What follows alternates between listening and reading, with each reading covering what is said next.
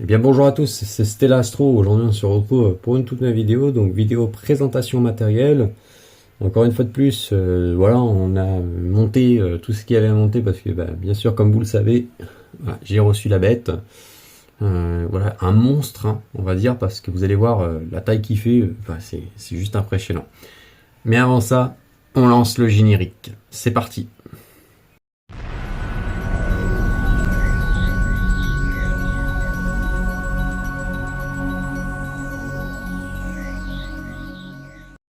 Voilà, donc comme vous le savez tous, on a reçu donc la bestiole, hein, donc le Dobson Bresser Messier 254 sur 1970 de focale. Donc on est sur un monstre évidemment, hein, en diamètre. Et bien sûr vous présenter, comme je vous l'ai dit, voilà, etc.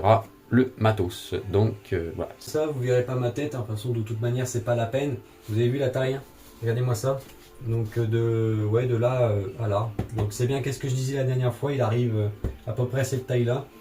Donc voilà la bête, voilà le bestiau. Voilà. J'ai jamais observé dans un 254 mm, je vous le dis d'avance. Voilà, donc je sais pas évidemment qu'est-ce que ça peut faire, mais en attendant pour le visuel, là on est sur un beau matos, hein. Donc on peut pousser, hein, donc il n'y a pas de problème là-dessus. Vous voyez, on peut pousser le Dobson. Voilà, je pense que vous voyez en vidéo. C'est nécessaire, c'est de vous montrer aussi en vidéo. Donc aussi, hein, je peux me rapprocher de la caméra pour essayer de vous montrer un petit peu. Voilà, donc hop, surtout de vous montrer parce que de manière, c'est pas de voir ma tête, hein, c'est surtout de voir le télescope. Donc voilà la bête, hein, voilà, le bestiau. Donc là on est sur, là on est sur un gros diamètre, hein. Pour ceux qui ne savent pas, c'est un 254 sur 1270 de focale. Donc on est encore plus gros, hein, en termes de diamètre, hein. Je vais essayer de vous montrer aussi la vitre. Voilà, c'est ça. Voilà, je vais essayer de tourner déjà le setup. Voilà, hop, hein, donc on tourne, hein, etc. Et donc, oui, non mais c'est un monstre, hein. Je viens de le recevoir aujourd'hui. Voilà. Toujours le problème, hein. Non, voilà, c'est bon. Donc voilà, je vous montre à peu près. Donc voilà le miroir. Vous devrez voir. Ouais, là vous voyez à peu près. Vous voyez, c'est pas français. Là vous apercevez le miroir. Donc voilà, on sort la bête que c'est. Voilà, donc là on est sur 254. Hein, donc 254 c'est pour l'ouverture du miroir. Et 1270 c'est pour la focale. D'accord, donc ça c'est pas compliqué. Et ça s'appelle une araignée. Voilà, hein, ça vous avez qu'à vous adresser à monsieur Isaac Newton qui a appelé ça une araignée, hein. Je sais pas pourquoi il a appelé ça une araignée. Moi j'en sais rien du tout, hein, bonne question. Donc voilà. Donc voilà à peu près. Ouais, donc là on est sur sacré gros diamètre, hein. Je vous montre un peu. Ouais, c'est impressionnant. Franchement, je vois le télescope, ça c'est juste impressionnant.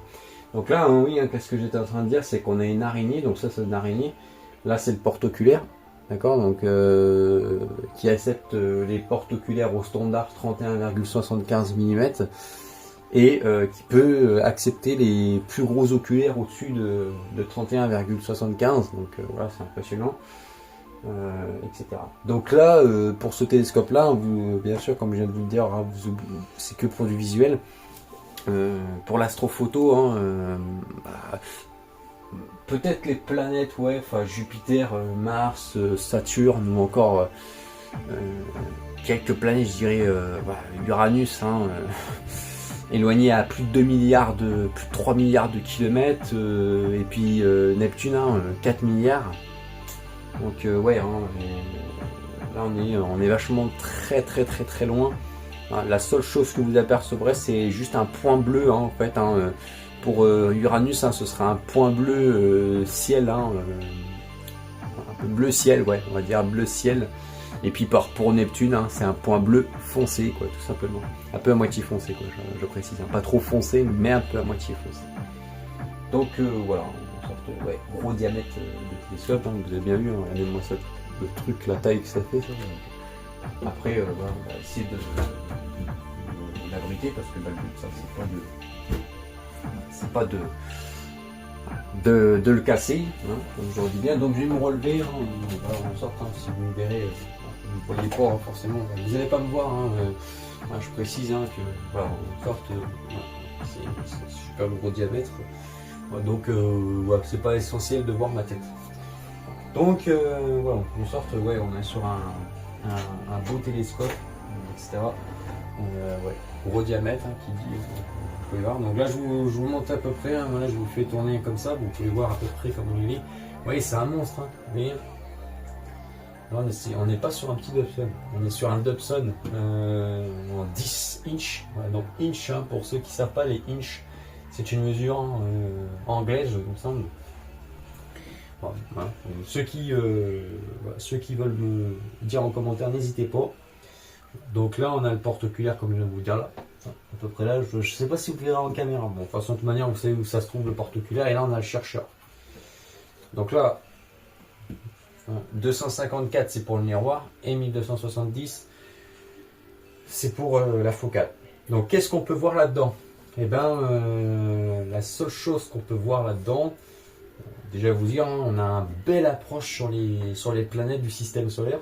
Donc, Vénus, Mercure, le soleil hein, qu'on peut observer parce que j'ai un filtre solaire. Bien sûr, vous enlevez le chercheur hein, quand vous observez le soleil, vous enlevez le chercheur ou alors vous laissez le capuchon de manière à d'éviter. Vous n'observez pas avec pour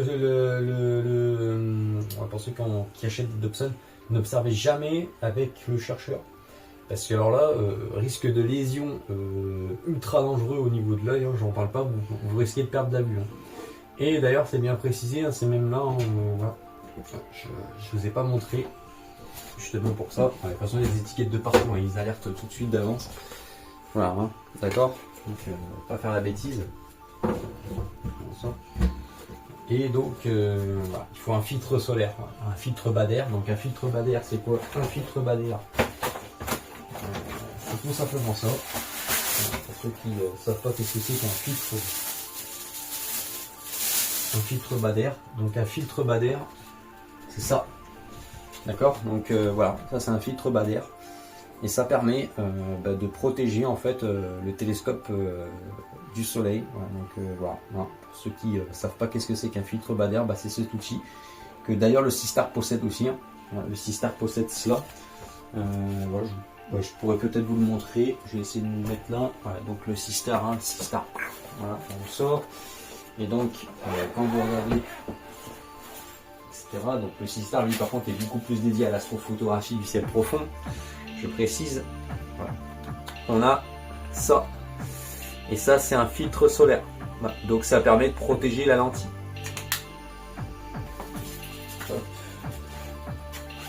Voilà. Donc, voilà, en sorte, on a un filtre solaire qui est intégré, je vous reprends. Ouais, on a un filtre solaire qui est intégré, voilà. Donc vous le mettez bien dans la protection, une protection. Moi je mets dans la protection. Alors le temps que je range ça, je veux dire, ça va prendre un peu de temps.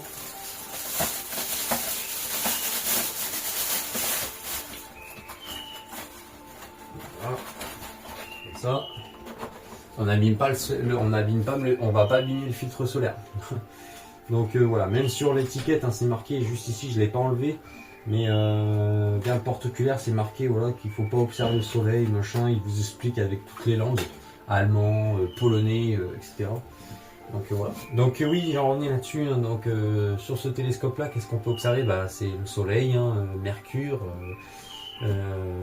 Les planètes du système solaire, on va avoir un bel approche. Hein. Saturne, on va avoir un bel approche. Avec un 254, on a un bel approche. Même déjà dans un 203 mm, Saturne, c'est un pur régal. Et alors, j'en parle pas dans un 254 mm. Qu'est-ce qu'on peut observer? Et j'en parle pas non plus encore dans un 305 ou un 405 mm. Avance. Par contre, évidemment, qu'est-ce qui est bien, c'est que là, par contre, ce télescope-là est dédié pour aller faire de la recherche, en fait, à l'œil nu, des objets du ciel profond qui sont très loin. Donc, c'est les amas globulaires, les amas ouverts, les amas fermés, Ça peut être le cas évidemment des nébuleuses, hein, donc, etc. Par exemple la nébuleuse de Léry, hein, qui est très petite à observer hein, dans un télescope. Hein, dans un 150 on la voit, mais je veux dire, voilà, dans un 254 c'est pas la même chose. Hein. Vous la voyez encore plus mieux, vous la voyez plus proche bien sûr. Et donc, alors vous la verrez. Alors je vais dire ça d'avance tout de suite. Vous verrez pas comme Hubble ou James Webb aperçoit. D'accord, ça vous oubliez tout de suite. Hein. La seule chose que vous allez apercevoir dans ces télescopes, c'est des taches. En fait, hein, des taches de gaz, etc. Pour les galaxies, hein, on peut apercevoir une tache, etc. Mais de se dire que ce truc-là se trouve à plusieurs centaines de millions d'années-lumière de chez nous. C'est juste complètement fou quoi. Et c'est ça qui est passionnant et moi c'est ça qui me fait plaisir et c'est pour ça que je me suis dit tiens on va faire de l'astrodessin un peu qu'est-ce que fait donc notre cher ami Laurent Oumar hein, donc, de la chaîne 70900 la lunette astronomique donc il fait pareil, il fait de l'astrodessin et donc je me suis dit tiens c'est en regardant les vidéos de Laurent Oumar que je me suis dit allez l'astrodessin ça peut être une bonne chose pour la chaîne YouTube. De vous présenter des objets que j'ai pu observer, ça peut être des amas globulaires, etc. Je me dis tiens ça peut être une bonne chose. Donc c'est pour ça que honnêtement on est parti sur ce type de diamètre hein, de télescope, etc. Donc voilà, ça peut être une bonne chose. Voilà. Il faut juste avoir le niveau de talent de dessinateur. Hein, voilà, moi c'est pas un problème parce que j'avais des bonnes notes en art plastique. Donc je me cache pas, hein, je sais bien dessiner. J'aime bien d'ailleurs dessiner, hein, c'est une activité qui est relaxante. Etc. Et puis bon, voilà, on va pas se mentir, hein, le fait d'observer, ça fait aussi plaisir. Parce que oui, c'est bien de mettre un télescope automatique dehors et de se dire tiens, on va faire la grande nébuleuse de la Rosette, voilà, etc. Et puis de se dire ouais, c'est bien, c'est passionnant, bien sûr, c'est une passion à l'astrophotographie. Mais bon, il y en a qui aiment bien quand même mettre l'œil dans le porte-oculaire, dans l'oculaire, pas le porte-oculaire, dans l'oculaire. Donc honnêtement voilà, c'est toujours bien. Et puis bon, hein, dans un rassemblement astro, si vous allez dans un rassemblement astro, ouais, vous pouvez observer pas mal de choses. Ouais. D'ailleurs, je crois qu'il y a des rassemblements astro qui sont prévus, mais moi j'y vais pas. Mais il y a Christophe, hein, je crois, qui fait un rassemblement astro. Alors je sais pas s'il fera un live, j'en sais rien du tout. Ouais, mais je pense qu'à mon avis, il va faire des vidéos pour présenter certains types de télescopes. Parce que des télescopes de diamètre comme ça, c'est apprécié des amateurs en astronomie. Donc oui, bon là, il y a des amateurs qui achètent ce genre de type de télescope et encore certains qui vont monter dans des diamètres qui sont beaucoup plus gros. Donc c'est pour ça que j'ai pas pris un 305 mm, parce que je vous cache pas, hein, vous avez vu la chambre. Si j'avais pris un 305 mm, ça serait encore pire. Vous l'aurez même, voilà, vous verrez la partie du télescope, mais vous verrez qu'une partie. Donc honnêtement, ouais, ce serait encore pire. Et comme je le dis, hein, c'est un investissement. On peut pas acheter ça d'un coup. Donc c'est un investissement en plusieurs fois. Je vais pas me cacher. Voilà, donc ça veut dire que là j'en ai pour un petit moment hein, pour le financer. Voilà, donc voilà, en sorte, oui, hein, c'est pas la même chose. On est sur un télescope qui est beaucoup plus gros. C'est un diamètre. Hein, ça. Moi j'aime bien l'astro. Franchement, j'aime bien l'astro. J'ai toujours rêvé d'avoir un télescope. Hein, ça a été le cas. J'ai le 150-750 qui est super quoi. Avec monture Bluetooth sur le Q3.2, je peux commencer l'astrophoto avec. Mais bon, faut pas trop demander non plus parce que la monture, c'est une monture limite en charge capacité. Et la meilleure, c'est une monture NEQ5. Mais bon, hein, d'un coup acheter ça coûte cher aussi. Je reprécise, hein, pour ceux qui veulent réfléchir, voilà. Donc franchement, c'est un beau bestiau. Moi, je me dis un Dobson, voilà. Donc John Dobson, voilà, qui a inventé ces télescopes. Hein. Donc John Dobson. Alors, John Dobson. Les Dobson, en fait, c'est ça. Alors, vous voyez là, c'est la table équatoriale. C'est une table équatoriale. Donc en fait, John Dobson a récupéré, un tube de Newton pour en mettre sur une table en bois, tout simplement. Et donc pour en faire un télescope accessible et pas cher, voilà, donc avec rapport qualité-prix. Donc voilà, hein, donc le tube, hein, c'est un Newton, hein, ça reste un Newton, ça c'est un tube que vous pouvez monter sur monture équatoriale. Je précise, ne montez pas sur une monture Q3.2 parce que alors là, votre monture, elle est dead, hein, je vous le dis tout de suite. Ça pèse lourd, hein, donc oui, hein, ne montez pas hein, ça sur un EQ3.2 parce que là votre monture elle est pétée, hein, je vous le dis tout de suite. Vous pouvez dire au revoir, quoi. La monture elle va souffrir, quoi. Donc voilà, hein, ça c'est clair d'avance. Voilà, c'est un Newton, ça reste un tube de Newton, donc hein, créé par notre grand professionnel astro qui a créé les Newton. Ça c'est Isaac Newton, etc., qui a créé ce type de télescope, etc.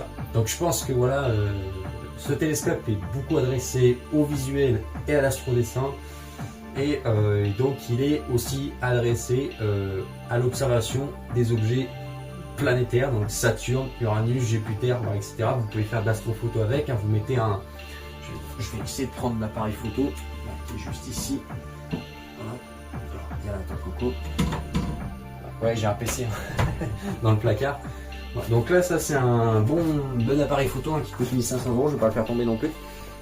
Donc vous le connaissez, hein, c'est le Canon R7, c'est celui-là que j'utilise en photo animalière, qui est super bien, photo animalière, j'utilise ça. Et voilà, je vous montre aussi, hein, pour ceux qui ne savent pas qu'est-ce que c'est, voilà, j'ai un objectif en fait en sorte animalier. Voilà, donc je vous montre, je vais vous montrer, pour ceux qui ne savent pas, etc. Hop. Voilà, ça c'est un objectif animalier, donc 150-600.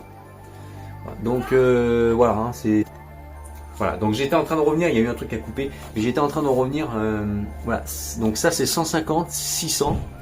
Voilà, donc on est sur un beau objectif. Ça en photo animalière c'est parfait, ça ouvre à f5.6.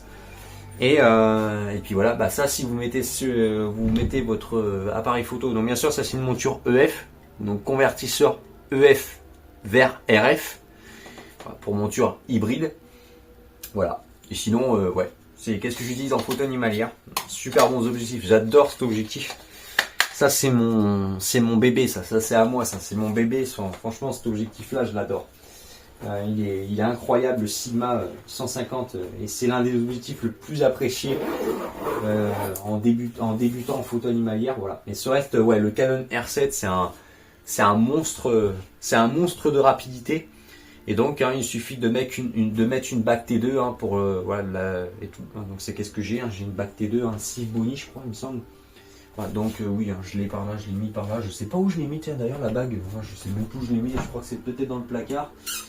Laissez-moi regarder quelques minutes, on va trifouiller un peu, on va peut-être trouver...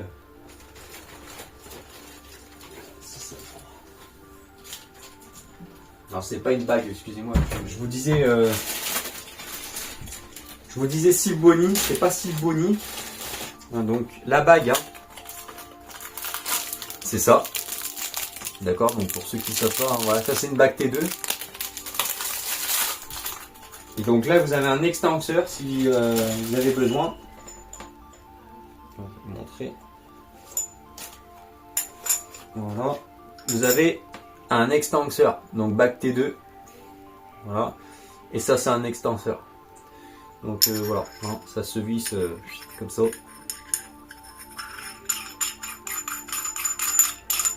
voilà, et là vous vissez votre bague T2, et ensuite vous le raccordez à l'appareil, tout simplement. Donc voilà, hein, je pense que voilà, ça, vous pouvez faire de l'astrophoto, voilà. Je vais dire de l'astrophoto planétaire, parce que ciel profond, je vais pas dire que vous pouvez faire du ciel profond, c'est possible, hein, etc. Mais ça va, voilà, c'est possible sur les télescopes qui sont motorisés. Et là, il n'y a pas de motorisation, d'accord? Donc vous oubliez tout de suite, c'est manuel. Donc là, on va parler des télescopes qui sont motorisés avec le Bluetooth. C'est les cas des Skywatcher FlexTube motorisés en Bluetooth, etc. Qui eux vont suivre l'objet, voilà, etc. Mais je précise encore une fois de plus, voilà, pour faire de l'astrophoto, il faut un bon autoguidage, déjà, et il faut une bonne monture. D'accord, donc c'est un peu le cas de la monture, un peu de Mathieu Tourin. Il avait à l'époque un, là à l'époque il avait un 203, c'était un 200 sur 1000, voilà, donc les Ski Watcher 200 sur 1000 sur monture NEQ6, je crois. Et qu'il a toujours d'ailleurs, mais il a changé son tube, hein. Il a acheté un 254, donc ouais, super. Donc ça propose en fait en astrophotographie un truc de dingue, quoi. Donc honnêtement, voilà, je pense qu'il doit Mathieu, tu dois vraiment faire des bonnes photos. J'ai vu en plus une photo que tu as faite de la nébuleuse de L'Ri là, et franchement, putain, la photo, quoi, je veux dire, waouh. La photo elle est super Mathieu, franchement elle est incroyable. Donc voilà, t'as fait une super belle photo, c'est incroyable. Donc voilà, hein, en sorte, par contre vous oubliez l'astrophoto avec un Dobson, surtout le ciel profond, parce que c'est des temps de pause. Donc voilà, hein, ça c'est direct, c'est dit d'avance. Donc voilà la bête, hein, donc prochainement vous verrez des vidéos. Ce reste. En plus c'est bien, il y a la fibre qui arrive. Donc peut-être que je pourrais vous proposer à partir du 14, hein, si la nuit ne dérange pas, hein, des sessions, mais même à partir de cet été, hein, je pourrais vous proposer des sessions. Astro dessin, tout simplement, en live. Donc, pour ceux qui traîneront sur la chaîne le soir, voilà, hein, vous n'hésiterez pas, etc. Mais c'est vrai que oui, hein, ça c'est vrai. C'est pas je suis pas le seul à en parler. Hein, l'astrophoto Dobson, c'est voilà, c'est oui les planètes, oui Jupiter, oui, tout ça, oui. Parce que c'est lumineux, hein, c'est lumineux. Il n'y a pas de problème là-dessus. Hein, il y a des gens qui font de l'astrophoto des planètes, du planétaire, etc. Voilà. Soit vous avez une webcam. Donc soit vous avez une caméra CCD, ou alors soit vous avez un appareil photo, un réflexe ou un hybride, peu importe, un APN. Et donc évidemment voilà, hein, vous pourrez faire que ça. Par contre évidemment, faire des belles photos de la Lune, ça c'est faisable. Mais et le soleil c'est pareil aussi parce que j'ai le filtre. Donc voilà. Mais par contre, vous oubliez, voilà, comme je viens de vous le dire tout à l'heure, vous oubliez le ciel profond.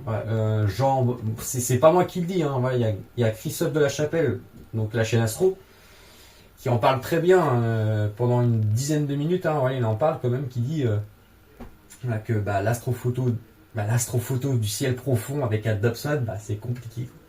C'est compliqué. Tout dépend, tout dépend comment c'est fait, tout dépend comment c'est émis, tout dépend de l'expérience de la personne. Je précise. Si c'est un astronome amateur, voilà, un astronome confirmé, bref. Quand il parle d'astronome confirmé, je pense que vous savez qu'est-ce que ça veut dire. Hein, ceux qui sont, par exemple, dans les observatoires, etc. Et là, je reviens encore sur le sujet, de Fred, qui en avait parlé, il avait fait une vidéo, c'est vrai, où il disait que il n'y avait pas, il n'y avait pas la possibilité de faire de l'astrophoto. Les planètes c'est possible, hein. Mais par contre le ciel profond, là vous oubliez. Moi je vais pas tenter, hein. Franchement je vous le dis, je vais pas tenter parce que ça sert à rien. Honnêtement ça sert à rien, sachant qu'il n'y a pas de en plus il est même pas motorisé, donc c'est pas possible, quoi. C'est beaucoup plus destiné pour du visuel, hein.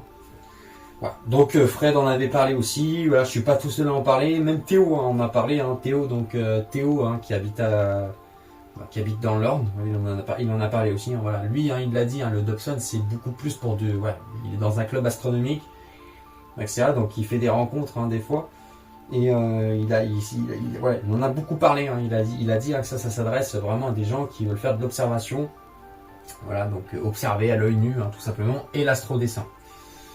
Hein. Donc voilà. Donc j'espère que cette vidéo vous aura plu. Ça, oui, c'est pas mal. On vient d'acquérir un super beau matériel, mais un super investissement aussi qui suit derrière, qu'il faut que je continue, parce que vous avez compris, hein, que ça coûte pratiquement plus de 800 €. Donc c'est un investissement, c'est un paiement en plusieurs fois, hein, je précise. Voilà, on peut pas acheter ça d'un coup, directement. Voilà. Mais moi pour ma passion c'est vraiment super, quoi. Voilà. Donc je vous remercie de m'avoir écouté, je vous dis bon ciel à vous, hein, observez bien là où il y a des belles choses à observer. Et puis on se retrouvera prochainement. Voilà, j'ai commandé, je précise parce que j'ai commandé le papier noir, donc les feuilles de dessin noir. J'ai commandé voilà, pas mal de choses voilà, aussi pour l'astro-dessin parce que il faut être équipé, il faut avoir des crayons de couleur. Et j'ai commandé aussi des crayons blancs parce que au premier départ, hein, moi quand je vais commencer mon astrophoto, du moins mon astrophoto, ouais c'est un peu de l'astrophoto mais à l'œil nu en fait, on récupère les informations et on prend une feuille et on dessine. Ça s'appelle de l'astro-dessin, c'est magnifique. Et voilà, donc ensuite je commencerai comme ça avec des petits points blancs pour me repérer. Et voilà, et après j'ajouterai de la couleur, hein, etc.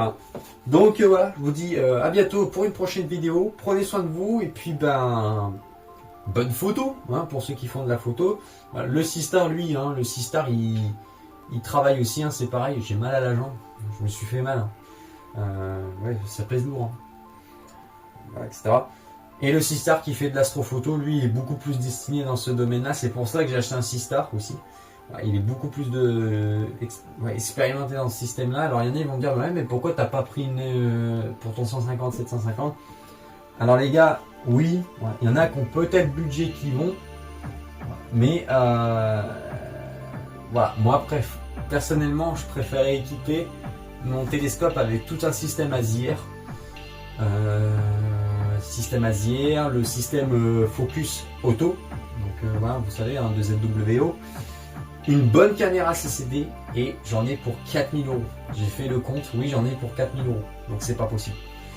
Je peux pas sortir 4000 € d'un coup comme ça. Si je sors 4000 € d'un coup comme ça, la banque elle va me tomber dessus. Donc voilà, hein, honnêtement, c'est pour ça que voilà, hein, chacun a un budget et tout, ouais, et le budget c'est serré. Donc je vous dis à bientôt pour une prochaine vidéo et puis prenez soin de vous et puis on se retrouve bientôt pour une prochaine vidéo. Allez, salut les amis.